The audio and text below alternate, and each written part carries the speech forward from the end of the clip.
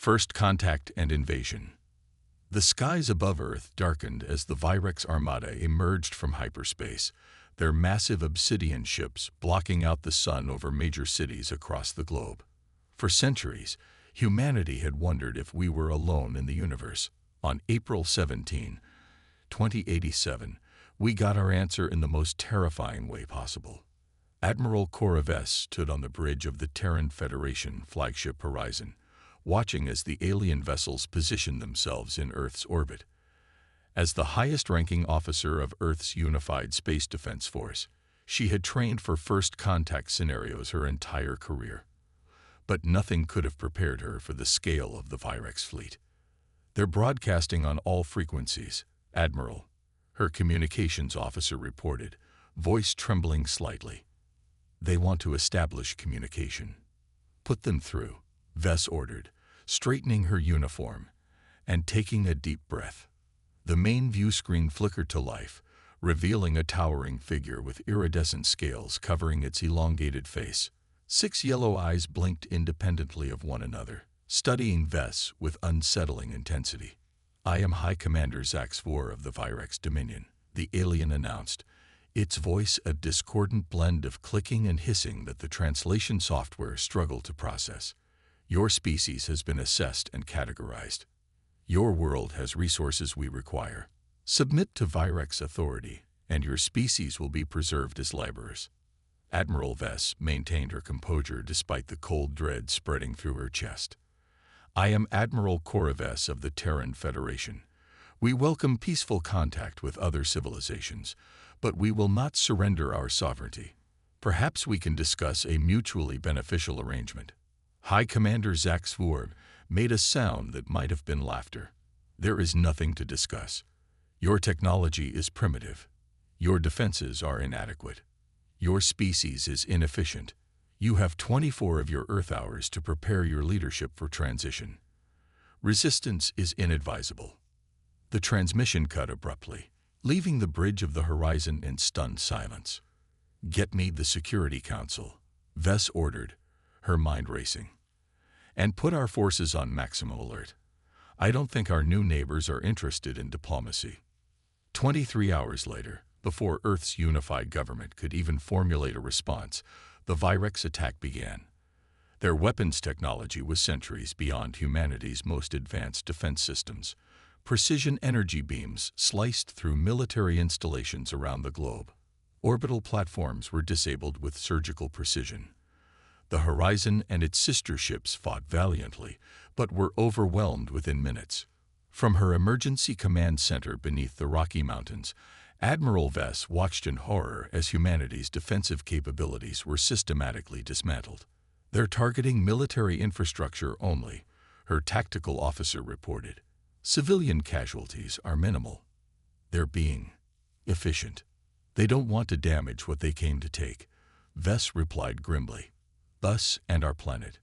Status of our remaining forces: scattered but operational. Ground-based units are intact but outmatched. Conventional weapons barely scratch their armor." Vess nodded slowly, an idea forming. "They expect us to fight conventionally, to follow military doctrine.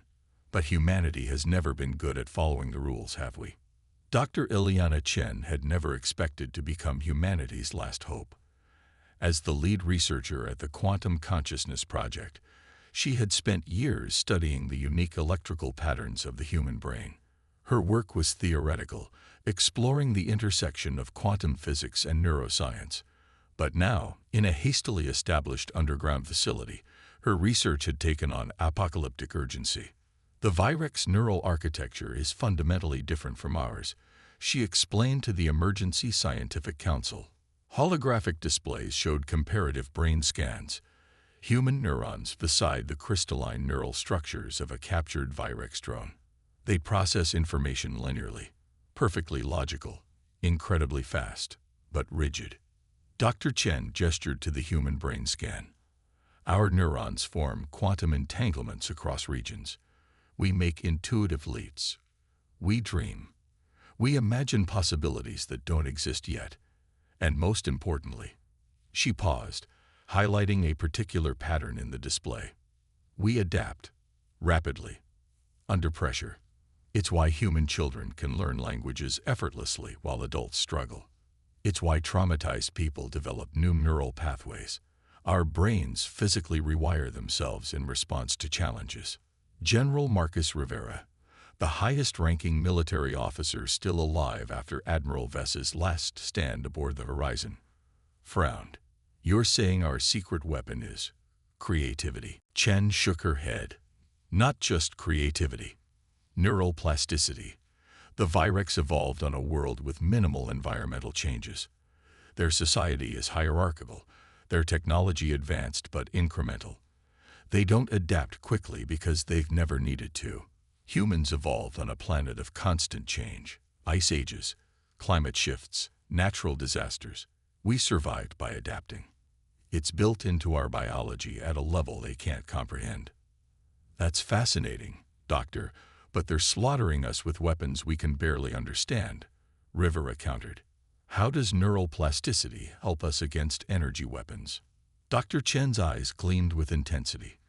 "Because we've captured one of their neural interface devices. They use it to connect to their technology.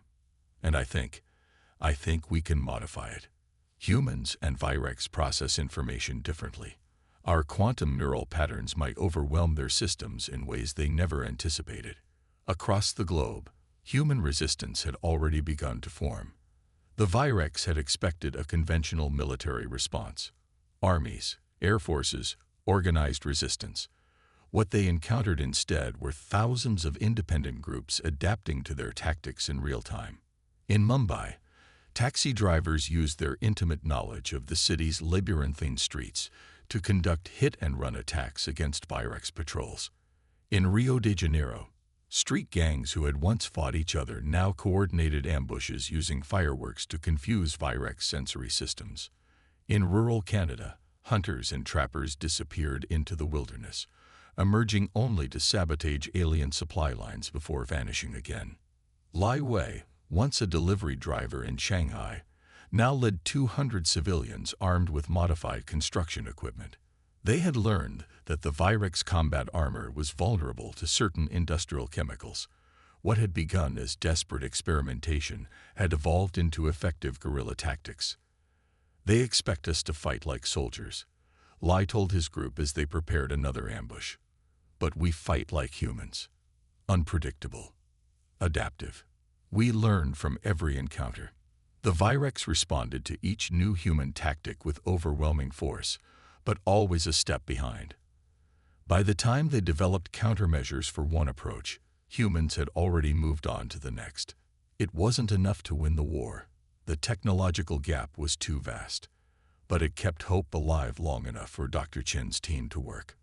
3 months into the occupation, General Rivera stood in Dr. Chen's lab, watching as her team made final adjustments to what they called the neural amplifier. It was an ugly contraption, a modified Virex neural interface cobbled together with human technology and biological components. "You're sure this will work?" he asked, not for the first time. Dr. Chen's exhausted face showed the strain of endless work with minimal resources. "In theory, yes. Human brains create quantum entanglements that the Virex can't process. Their systems are designed for their neural patterns, not ours. When we connect to their network using this device, it should create a cascade effect, introducing chaos into their perfectly ordered systems." "In theory," Rivera repeated skeptically. "It's the best weapon we have," Chen replied. "Their technology is quantum-based. It's designed to interface directly with consciousness, but their consciousness is structured differently from ours. Think of it like introducing a completely alien programming language into a computer system. At best, it crashes everything. At worst, Chen hesitated. At worst, nothing happens, and we've wasted our last chance." Rivera nodded grimly. "We're out of options, and nearly out of time. The Virex are establishing permanent bases. Once those are operational, dislodging them will be impossible." "There's one more thing you should know," Chen said quietly. "The interface works both ways. Whoever uses this will experience the Virex network firsthand. The human mind isn't designed for that kind of input. The psychological damage could be significant. You're talking about a suicide mission. I'm talking about the only path to survival I can see, Chen replied. And I'll be the one using it. Rivera shook his head firmly. Not a chance, Doctor. You're the only one who understands how this works. If something goes wrong, we need you to fix it. Who, then? Chen demanded. It requires specific neural patterns. We've tested everyone on the team. I'm the only compatible match. The general was silent for a long moment before answering. Not the only one. There's someone else with a compatible neural profile. Someone who's been fighting the Virex longer than anyone. Someone who knows what it means to sacrifice for humanity. Who? Admiral Vess, Rivera said softly. She didn't die on the horizon. She was captured. And 3 days ago, one of our teams found her in a Virex processing facility. She's alive, but barely. And according to your tests, her neural patterns are an even better match than yours. Dr. Chen stared at him, shock and hope warring on her face.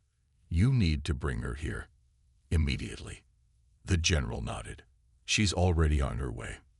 As Rivera left the lab, Chen turned back to the neural amplifier. For the first time since the invasion began, she allowed herself to feel something dangerous. Hope. Humanity had spent its entire existence adapting to survive against impossible odds. Now that uniquely human trait might be the only thing that could save them from extinction. The stage was set for humanity's desperate gambit. Admiral Vess, once the face of Earth's conventional military might, would now become the conduit for humanity's secret weapon. The chaotic, creative, adaptive power of the human mind itself. Adaptation and victory. Admiral Cora Vess had once been the embodiment of military discipline and order. Now, as she was wheeled into Dr. Chen's laboratory, she looked like a shadow of her former self. Her once proud uniform had been replaced with a medical gown. Her body bore the marks of Virex experimentation, surgical scars, and strange metallic implants that pulsed with alien light. But her eyes remained unchanged. When they opened and focused on Dr. Chen, they burned with the same fierce intelligence and determination that had made her Earth's most decorated officer. Admiral, Dr. Chen said softly, approaching the gurney. Do you recognize me? Vessa's voice emerged as a hoarse whisper. Dr. Eliana Chen, Quantum Consciousness Project. I approved your funding request 3 years ago. A faint smile crossed her cracked lips. Best decision I ever made, apparently. Relief washed over Chen's face. Your cognitive functions are intact. That's good. We weren't sure what the Virex had done to you. They wanted to understand how I think, Vess replied, her voice strengthening. They kept asking why I made certain decisions during the initial battle. They couldn't comprehend why I'd sacrificed the horizon to save civilian evacuation ships. To them, it was illogical. She struggled to sit up. They see us as primitive, but they're fascinated by us too. Confused by us. General Rivera stepped forward. Admiral, we have a plan to strike back, but it's extremely high risk. Dr. Chen has developed a device that could disrupt the Virex neural network, but it requires someone with your specific neural patterns to interface with their systems. And the catch? Vess asked, her military mind immediately seeking the downside. Dr. Chen hesitated before answering. The human mind isn't designed to process information the way the Virex do.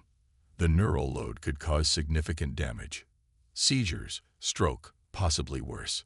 Possibly death, Vess stated flatly. Yes, Chen admitted, but you're our best chance. The Virex have already mapped your neural pathways during their experiments. Your brain has already begun adapting to their technology. That gives you an advantage. Admiral Vess looked at the neural amplifier, a grotesque hybrid of human and Virex technology. Then she looked at the determined faces around her. Scientists and soldiers who had fought against impossible odds for months. Tell me exactly what will happen, she said.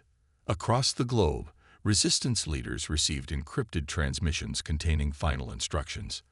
The plan was audacious, coordinating thousands of independent groups for a synchronized attack on Virex communication nodes.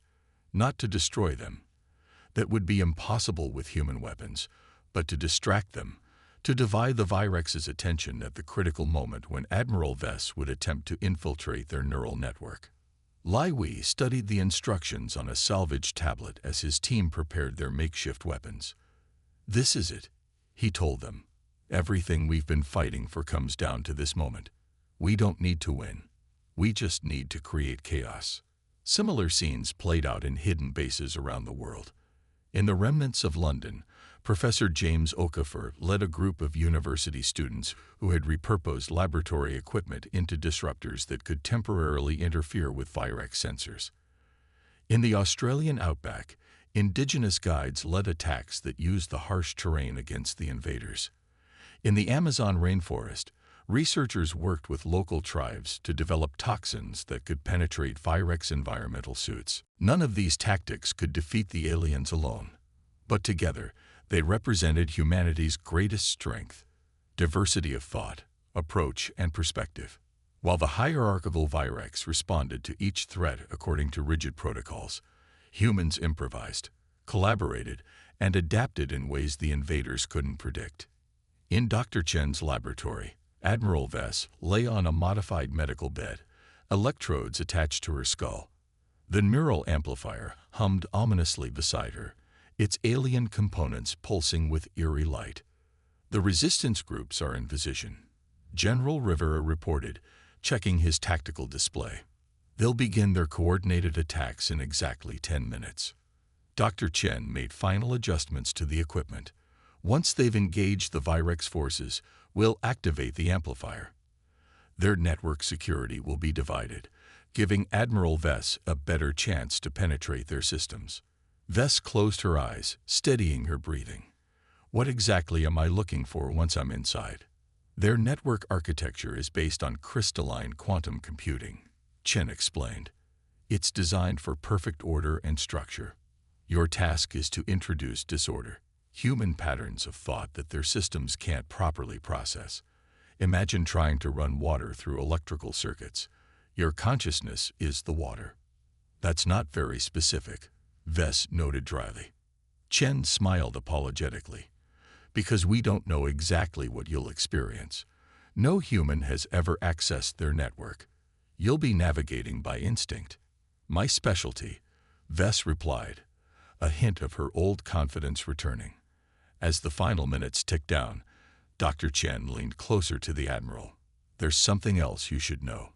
When the Virex experimented on you, they accidentally created quantum entanglements between your neurons and their technology. That's why you're compatible with our device. But it also means," she hesitated. "Means what?" Vess prompted. "It means part of you is already in their network. And part of their network is in you. The boundary between your consciousness and their system is already blurred. That gives you an advantage, but it also increases the risk." Vess absorbed this information with remarkable calm. "Then I'm already compromised. All the more reason it should be me." "Admiral," Rivera said, checking his watch, "it's time." Dr. Chen activated the neural amplifier. Admiral Vess's body stiffened, her back arching as her eyes flew open, pupils dilating until they were almost entirely black. And then she was somewhere else entirely. The Virex neural network wasn't what Vess had expected. She had imagined cold, mathematical structures, the digital equivalent of the aliens' crystalline technology. Instead, she found herself in what felt like an ocean of consciousness, vast and ancient. Not a computer system, but a collective mind, built over millennia. "They're a hive consciousness," she realized with shock. Not individual beings, but fragments of a whole. She could sense the Virex all around her, not as distinct personalities, but as currents in the mental ocean, patterns of thought flowing in perfect harmony. And she could feel their awareness turning toward her, the foreign element that had suddenly appeared in their midst. Intruder, anomaly, human. The thoughts weren't words but concepts, immediately understood. Vess felt the collective consciousness of the Virex struggling to categorize her, to make sense of her presence. She could feel their confusion as they encountered human thought patterns: chaotic, intuitive, emotional. Defend, isolate, analyze. The network began to shift around her, trying to contain the anomaly she represented. But Vess didn't fight against the containment. Instead, she did what humans do best. She adapted. She let her consciousness flow with the currents of the Virex mind, observing their patterns and then deliberately disrupting them with unpredictable human thought processes. She thought of poetry and music, of dreams and myths, of the illogical leaps of human intuition. She recalled childhood memories, the taste of her mother's cooking, the smell of rain on hot pavement. She summoned every uniquely human experience she could, broadcasting these patterns into the ordered structure of the Virex consciousness. The effect was immediate and dramatic. The mental ocean around her began to churn and fracture as the Virex struggled to process these alien concepts. Vess could feel their confusion turning to alarm as the disorder spread through their network, disrupting the perfect harmony of their collective mind. Danger, contamination, expanding. In Dr. Chen's laboratory, monitoring equipment showed Admiral Vess's brain activity spiking to unprecedented levels. Her body convulsed as neural pathways lit up across her cerebral cortex. "Her brain is rewiring itself," Chen said in astonishment, watching the displays. "She's adapting to the Virex network faster than we anticipated." "Is that good or bad?" Rivera demanded. "I don't know," Chen admitted. "But look at this." She pointed to another monitor showing Virex communications. "Their entire command structure is destabilizing. Whatever she's doing in there, it's working." Across the globe, resistance fighters watched in amazement as Virex forces suddenly faltered. The aliens' perfectly coordinated attacks became disjointed. Communication between their units broke down. In some locations, Virex soldiers stood completely still, as if frozen in place. Lai Wei and his team had been prepared for a desperate last stand. Instead, they found themselves advancing against confused and disorganized opposition. "What's happening to them?" one of his fighters asked, watching a Virex patrol stumbling like drunken men. "Humanity is happening to them," Lai replied, a fierce grin spreading across his face. Within the Virex network, Admiral Vess had become something new. Neither fully human nor Virex, but a bridge between two fundamentally different forms of consciousness. She could feel the structure of the collective mind unraveling around her as human thought patterns cascaded through their systems, creating feedback loops and contradictions that their ordered minds couldn't resolve. But she could also feel herself changing, her consciousness expanding as she absorbed aspects of the Virex perspective. She saw the universe through their eyes. Billions of years of evolution, thousands of worlds conquered, countless species categorized and controlled. She understood their purpose, their drive for perfect order in a chaotic universe. "You fear chaos," she communicated, not with words but with understanding. "You fear what you cannot control." "Chaos brings destruction," came the response, the collective voice of the Virex. "Order brings progress. Chaos also brings creation," Vess countered, pushing images of Earth's evolutionary history, the beauty that emerged from natural selection, the creativity that arose from human diversity. Without chaos, there is no adaptation. Without adaptation, there is no survival. She could sense confusion rippling through the collective consciousness, fundamental assumptions being questioned for the first time in millennia. The Virex had encountered thousands of species, but none that thought like humans, none with minds that constantly rewired themselves, creating new patterns and possibilities. "Show us," came the surprising response. Not rejection, but curiosity. And so Admiral Vess opened her mind completely, sharing the full spectrum of human experience. Joy and suffering, love and hate, creation and destruction, the constant contradictions that defined humanity. She showed them Earth's history, the countless times humans had faced extinction only to adapt and survive, the civilizations that rose and fell, the art and music and literature that captured the human condition.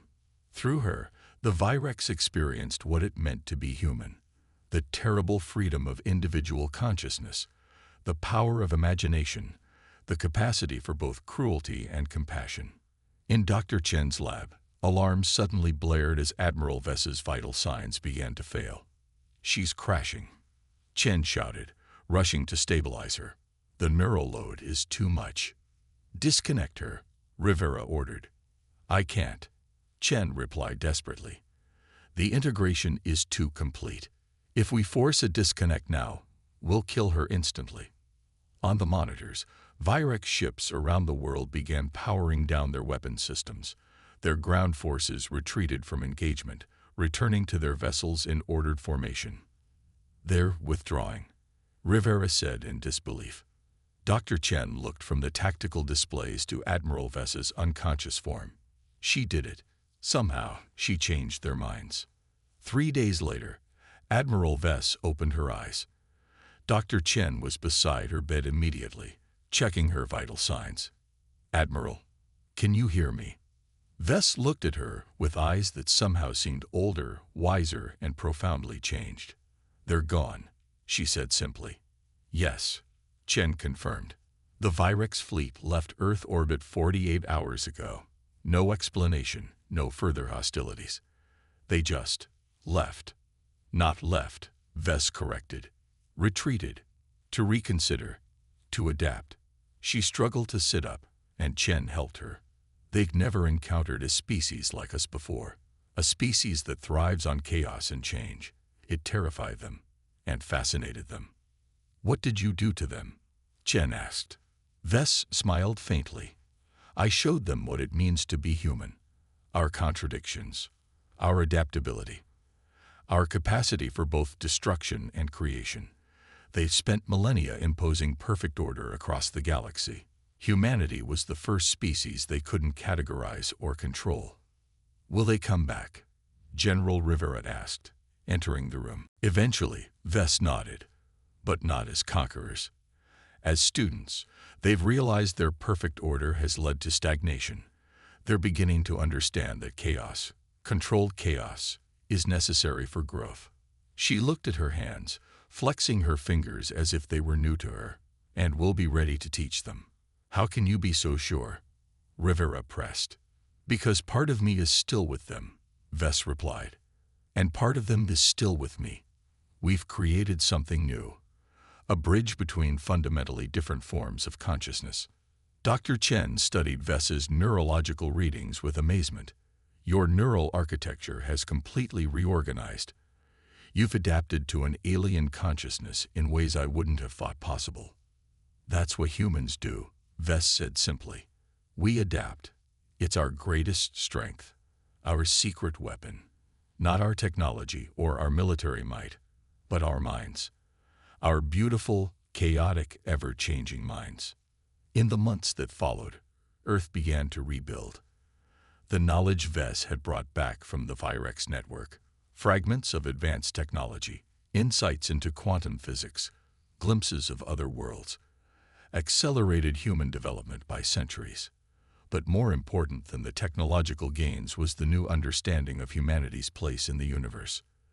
They were not the most advanced species, nor the most powerful, but they possessed something rare and precious, the ability to constantly reinvent themselves, to learn and grow and change in ways other species could not imagine. 1 year after the Virex retreat, Admiral Vess stood on a platform addressing the United Nations. Her appearance had changed. Silver streaks now ran through her once dark hair, and her eyes held a depth that made some people uncomfortable. But her voice was strong as she delivered a message not just to humanity, but to the watching universe.